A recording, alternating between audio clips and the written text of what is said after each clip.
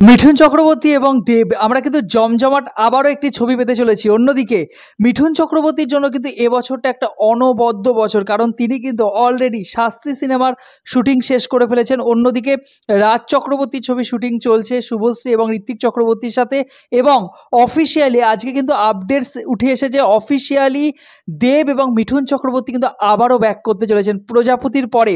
আমরা কি আবারও একটা ব্লকবাস্টার পেতে চলেছি? প্রজাপতি রেকর্ডকে এই রেকর্ড উড়িয়ে দেবে, জাস্ট আপনি মিলিয়ে রাখুন। আজকে অফিসিয়াল কিছু আপডেটস এসেছে, এই ভিডিও শেষে কিন্তু আমরা ডিটেলসে আলোচনা করব। আজকে একটি বড় নিউজ মিডিয়া হাউসের তরফ থেকে আপডেটস তুলে দেওয়া হয়েছে।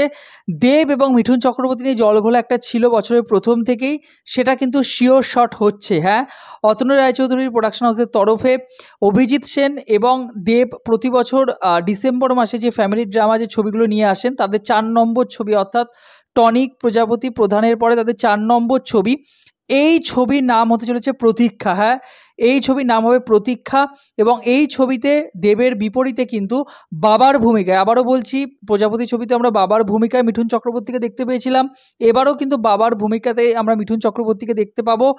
তবে এখানে গল্পে কিন্তু সামান্য পরিবর্তন হবে, সামান্য নয়, গল্পটা পুরোপুরি অন্যরকম হবে, প্রজাপতির মতো গল্প নয়। শুধু মিল যদি কোথাও থেকে থাকে, এখানে দেব ছেলে এবং মিঠুন চক্রবর্তী কিন্তু বাবার ভূমিকায় থাকবে। আরও একটি বড় চমক, সেটা হলো এই ছবিতে এবারে কিন্তু আমরা বাংলাদেশি অ্যাক্ট্রেস, অর্থাৎ বাংলাদেশের নায়িকা তাসনিয়া ফারিনকে দেখতে পারবো। তাসনিয়া কিন্তু এর আগে ওটিটি প্ল্যাটফর্মে কারাগার এবং লেডিস অ্যান্ড জেন্টলম্যানের মতো কাজ করেছেন। অন্যদিকে অতনু ঘোষের আরও এক পৃথিবীতেও কিন্তু তাকে দেখতে পাওয়া গিয়েছিল। এছাড়া বাংলাদেশের নাটক যারা ফলো করেন, নাটকে কিন্তু তাসনিয়া একটা বড় নাম, বেশ ভালো অভিনেত্রী। অতনু রায়চৌধুরী তিনি নিজে তাকে সিলেক্ট করেছেন, কারণ তিনি মনে করেন যে নতুন কাউকে, বাংলা যদি দেবের উল্টো দিকে আপনারা জানেন, এর আগেও আমরা দেবের বিপরীতে দেব বারবার করে নতুন মুখকে তুলে এনেছেন, সিরিয়ালের মুখকে তিনি তুলে এনেছেন। তো তাসনিয়া আমার মনে হয় খুব ভালো একটা জুটি হতে চলেছে, এবং মিঠুন চক্রবর্তীর মতো একজন যখন থাকবে তখন কিন্তু অবভিয়াসলি কাজ করার মজাটাই আলাদা। তো এই ছবির শ্যুট কিন্তু আপনাদের বলে রাখি নভেম্বর মাসে শুরু হবে, এবং এর সিংহভাগ শ্যুট কিন্তু লন্ডনে হতে চলেছে। এর আগে আমরা আপডেটস দিয়েছিলাম লন্ডনে হবে, কিছু শুটিং কলকাতা হবে, বাকিটা লন্ডনে আমরা দেখতে পারবো। তবে এই ছবিটা কিন্তু এবারে যেটা নিরাশার খবর, এই ছবিটা এবছর ডিসেম্বর মাসে আসবে না। অফিসিয়ালি জানিয়ে দেওয়া হচ্ছে খাদান ছবিটাকে ডিসেম্বরে রিলিজ করা হবে। দেব নিজে ওই উইন্ডোটা বিশ্বাস করেন ডিসেম্বর মাসের ক্রিসমাসে, তো সেখানে তিনি এবারে প্রথমবার একটা বড় মাপের মাস কমার্শিয়াল ছবি নিয়ে আসবেন। এটা একটা সত্যিই বড় বিষয় যে তিনি যতবার ডিসেম্বর মাসে ফ্যামিলি ওরিয়েন্টেড সিনেমা এনেছেন, ফ্যামিলি ঘরানা ছবি এনেছেন, সেগুলো হিট করেছে। এবারে মাস অডিয়েন্সের ছবি, সেখানে কি ফ্যামিলি অডিয়েন্স দেখতে যাবেন? কারণ ওই সময়টা কিন্তু একটা ফ্যামিলি অডিয়েন্সই ছবি দেখতে যান মূলত। দেখা যাক, এটা কিন্তু একটা বড় পরীক্ষা দেবের কাছেও। এই ছবিটা মেবি পরের বছর ফেব্রুয়ারি মার্চে, মানে শীতেই তারা কিন্তু রিলিজ করার একটা প্ল্যান করছেন। এই ছবির গল্প লিখেছেন শুভদীপ। তো আমার মনে হয় যে এই ছবিটা কিন্তু একটা দুর্দান্ত একটা কাজ হতে চলেছে, এবং লক হয়ে গেছে। এই ছবিটা কিন্তু দেব, মিঠুন চক্রবর্তী, তাসনিয়া ফারিন এবং প্রচুর প্রচুর প্রচুর বড় বড় মুখও কিন্তু থাকতে চলেছে।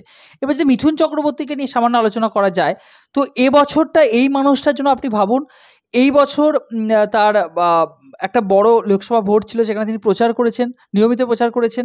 তাছাড়া তিনি প্রচারের আগে শাস্তির মতো ছবি করেছেন, তারপর তিনি হঠাৎ অসুস্থ হয়ে পড়লেন, সেখান থেকে ফিরে এসে শাস্তি ছবির শুটিং তিনি শেষ করলেন। শাস্তি কিন্তু একটা বড় প্রজেক্ট, আপনাদের বলে রাখি পুজোতে রিলিজ করবে।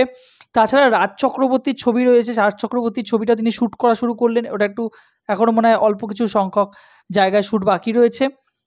তার পরপর এবছর শেষ দিকে তিনি কিন্তু আবার পাড়ি জমাবেন লন্ডনে, সেখানে কিন্তু দেবের সাথে শ্যুট রয়েছে। এবং তারা প্রসেনজিৎ চট্টোপাধ্যায়কে বলে রাখি যে এই ছবির জন্য প্রথমে ভেবেছিলেন, কিন্তু যাই হোক, তারা ভেবেছেন যে মিঠুন এবং দেব যে জুটিটা ছিল, অল টাইম ব্লকবাস্টার হিট, প্রায় 13.5 থেকে 14 কোটি টাকা সিনেমাটা সে সময় বক্স অফিস কালেকশন দিয়েছিল। আপনি বুঝতে পারছেন, এটা কিন্তু কোনো মজার ঘটনা নয়।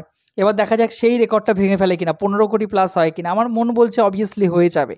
তো এই ছিল আজকের আপডেটস। আপনাদের কি মতামত? আমি কিন্তু দারুণভাবে এক্সাইটেড হয়ে রয়েছি নতুন ছবির জন্য। তো আপনাদের কি মতামত অবভিয়াসলি কমেন্ট বক্সে জানাবেন। ভিডিওটি ভালো লেগে থাকলে এরকম ইনফরমেটিভ ভিডিও পেতে চ্যানেলটিকে সাবস্ক্রাইব করে পাশে থাকবেন বন্ধুরা। জয় হিন্দ।